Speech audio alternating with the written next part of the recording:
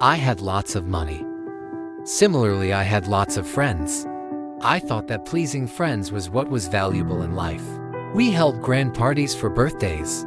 We created various reasons to have fun. I celebrated life's special occasions in a meaningless manner. For hotels, for decorations, for various popular music bands, for food and drink.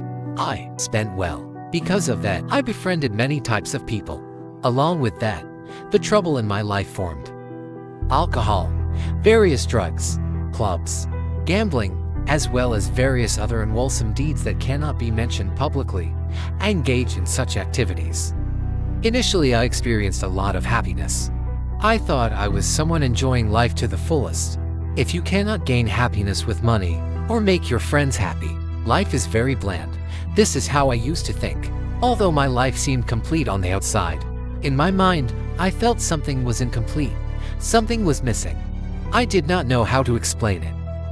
As time passed by, I felt that feeling of emptiness within my mind begin to accuse me. But because I could not understand it properly, thinking of ridding myself of that misery, I did the same things again and again.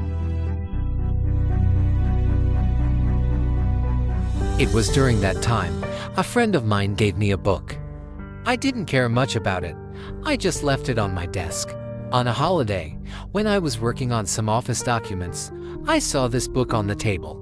I thought of skimming through it, and then I understood that there's something different in it. An idea came to my head that I should read it completely. I left my work aside and read the book. After reading it for a little while, I just couldn't put the book down. I felt that I would get a solution for the miserable emptiness within my mind from it. And knowingly, by nightfall I finished reading the book. Thereafter, I felt a great joy.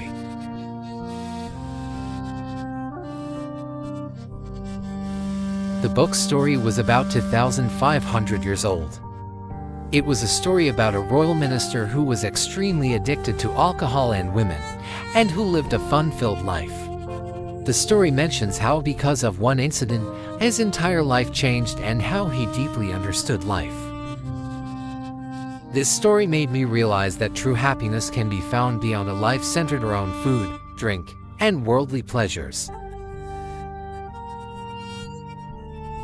It is from that book that I understood why a Supreme Buddha expounds the Dhamma to a world. I never knew something like this about Buddhism before.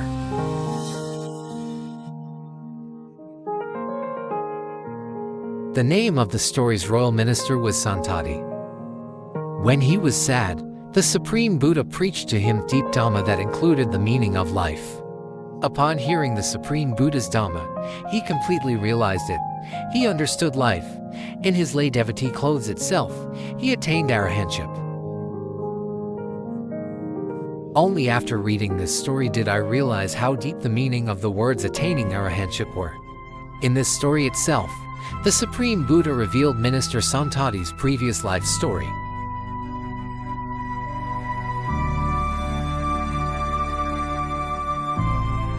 He became an arahant in the Gautama Buddha's dispensation from the merit he earned from giving the beautiful gift of Dhamma in a previous life.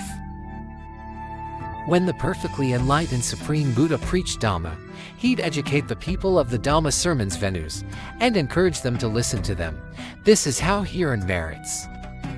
Atop an elephant and adorned in various gold jewelry, he would carry the message of Dhamma sermons from village to village, town to town.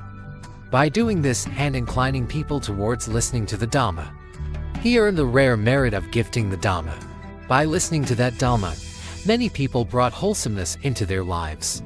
After reading this story, I felt that I am spending my money meaninglessly on sinful things.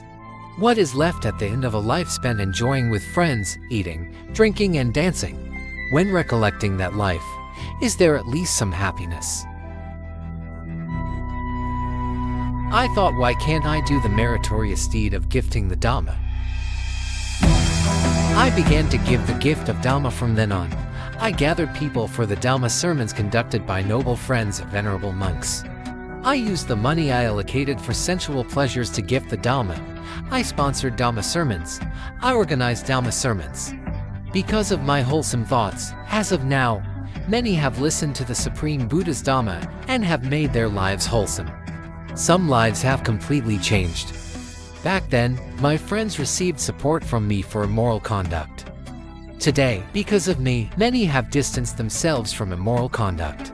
Sensual pleasures gave me happiness. Today, I enjoy spiritual bliss gained from gifting the Dhamma. In the past, I suffered greatly due to regret, but today, these meritorious deeds fill my heart with joy. I was an evil companion before. Today, I am a noble friend. The money, wealth, and assets we have received from previous merit are with us only for a short while. Happiness cannot be gained by steering your life towards meaningless and unfruitful things. In the end, you are left with exhaustion and regret.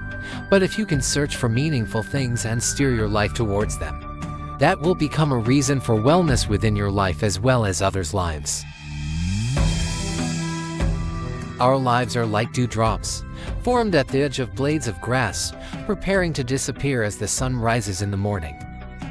This is the chance to fill our lives with merit and meaning. Only then can one be happy when looking back at life.